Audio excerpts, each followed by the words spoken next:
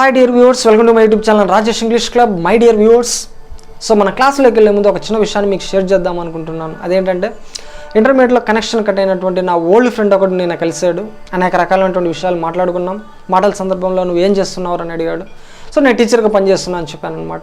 So నీకు ఎప్పుడు teacher job వచ్చింది అని అన్నాడు. 2010. సో అంటే నువ్వు 2010 నుంచి టీచర్గా పనిచేస్తున్నావు కదా అన్నాడు. అవును అంతే కదా మరి అని చెప్పాను. సో వాడు పీరియడ్ చెక్ చేసుకున్నాడు అనమాట. ఇది 2021 కదా, సో 2010 అంటే 11 ఇయర్స్గా 11 సంవత్సరాలుగా నువ్వు టీచర్గా పనిచేస్తున్నావు కదరా, గ్రేట్ రా నువ్వు, మాకు జాబ్ వచ్చి 5 ఇయర్స్ అయింది, నువ్వు చాలా సంవత్సరాల నుంచి పనిచేస్తున్నావు, గ్రేట్ నువ్వు అని చెప్పాడు. ఫ్రెండ్స్, ఇక్కడ మనం గమనించాల్సింది 2 విషయాలు.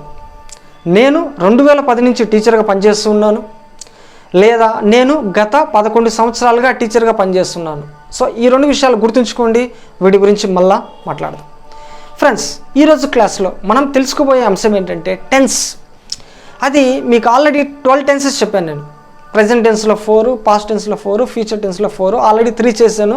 ప్రజెంట్ టెన్స్లో 4ది ప్రజెంట్ పర్ఫెక్ట్ కంటిన్యూస్ టెన్స్ అనేటువంటి ఈ టెన్స్ గురించి మనం ఈరోజు తెలుసుకోబోతున్నాం. చాలా ఇంట్రెస్టింగ్, చాలా ఇంపార్టెంట్ అయినటువంటి టెన్స్.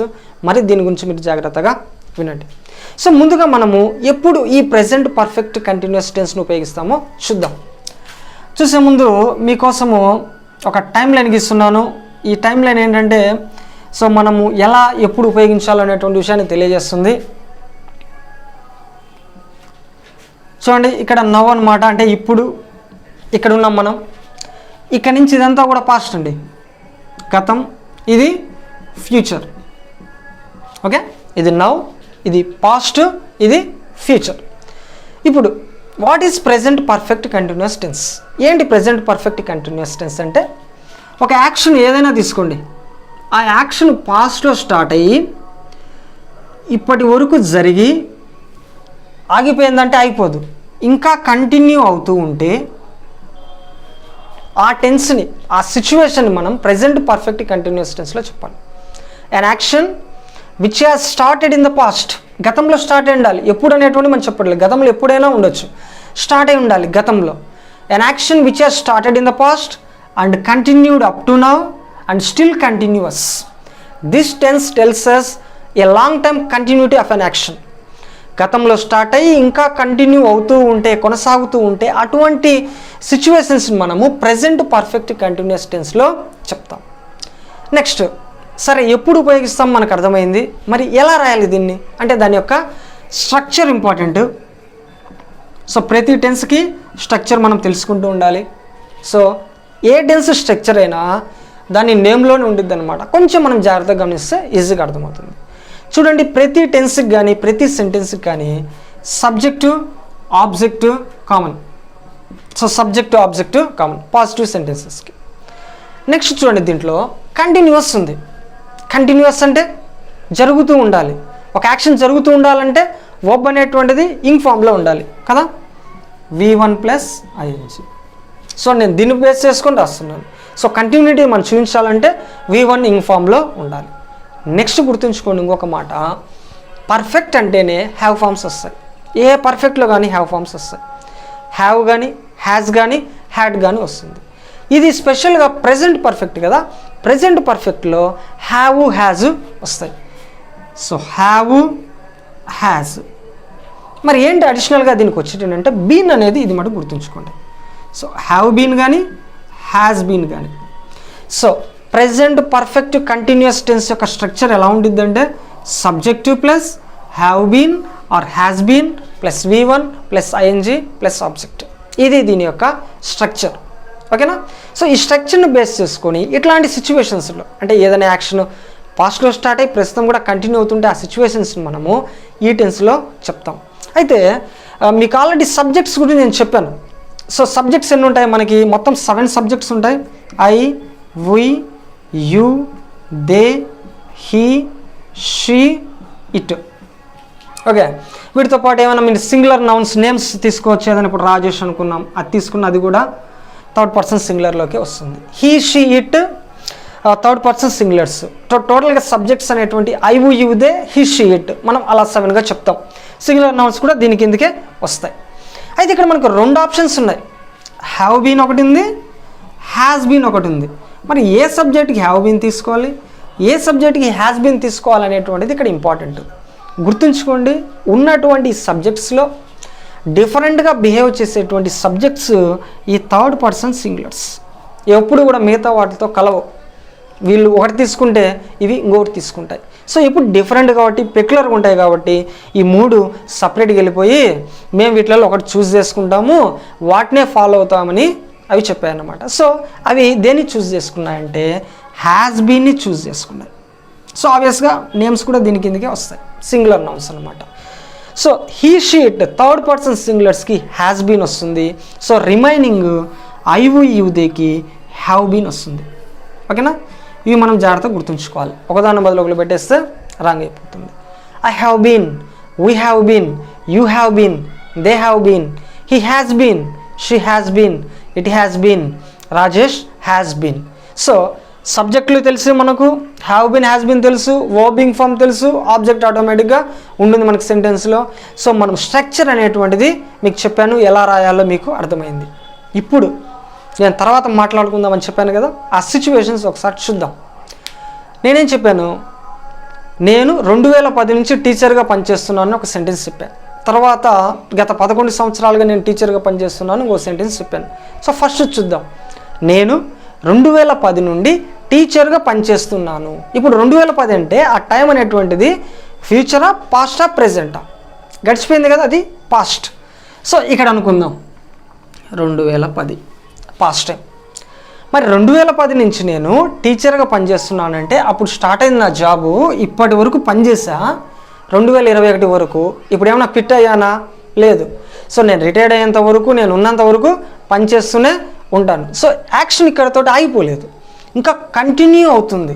సో మనం చెప్పుకున్నటువంటి మీనింగ్ ఏంటి, యాక్షన్ పాస్ట్లో స్టార్ట్ అయ్యి ప్రెజెంట్లో జరుగుతూ ఉండాలి, ఇంకా ఆగిపోకూడదు. సో అట్లాంటి టెన్సెస్ని మనం చెప్పాలని చెప్పాం కదా.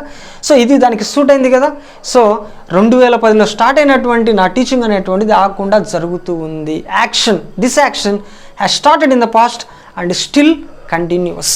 సో దీన్ని మనము ఏ టెన్స్లో చెప్పాలి, ఈ టెన్స్లో చెప్పాలి. మరి ఎలా చెప్తాం, నేను ఐ హ్యావ్ బీన్ టీచింగ్ లేదా వర్కింగ్, ఏదైనా మీరు చెప్పొచ్చు. సో పని చేస్తున్నాను కదా, సో వర్కింగ్ అనుకుందాం. I have been working as a teacher since 2010. 2010 నుంచి నేను చెప్తున్నాను కాబట్టి సిన్స్ 2010 అని చెప్పాను.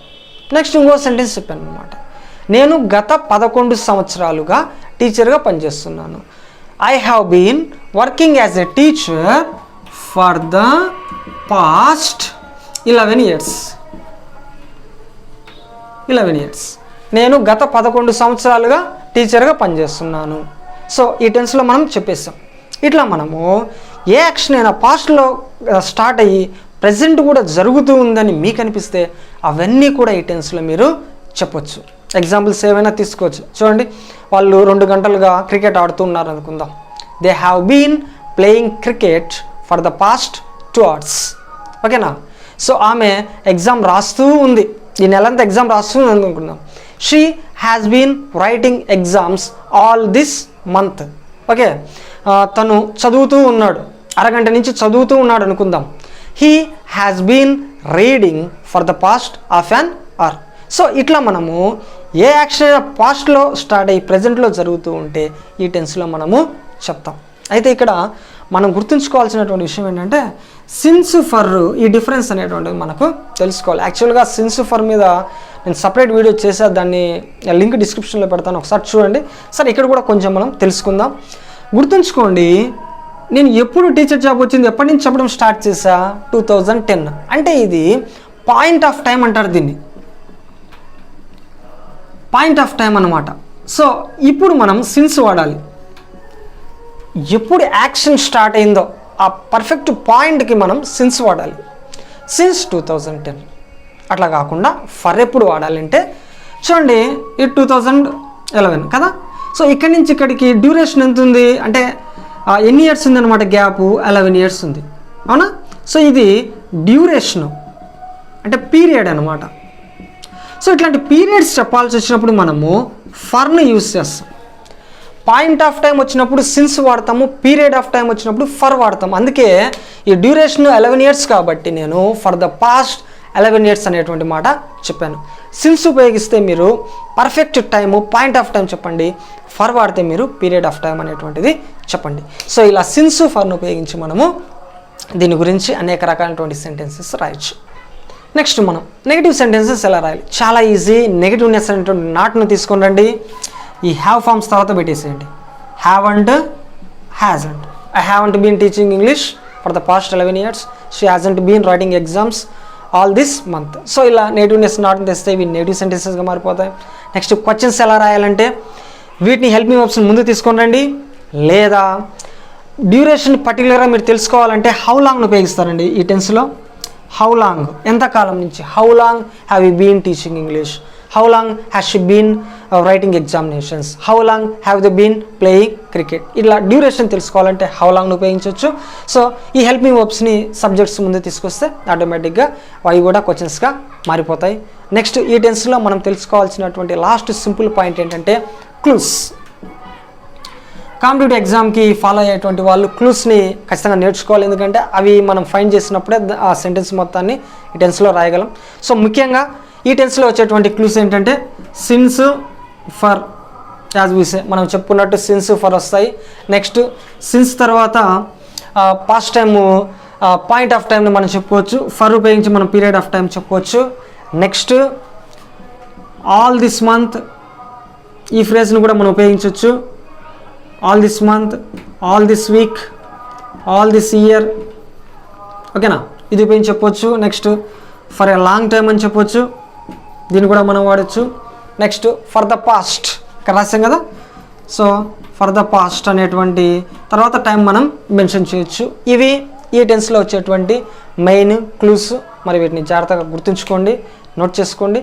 సిన్స్ ఫర్ గురించి డిస్క్రిప్షన్లో ఉన్నటువంటి లింక్ మరొకసారి చూడండి. సో ఇది ఈరోజుకి నా వీడియో. మరొక వీడియోతోటి మరొకసారి కలుసుకుందాం. బాయ్.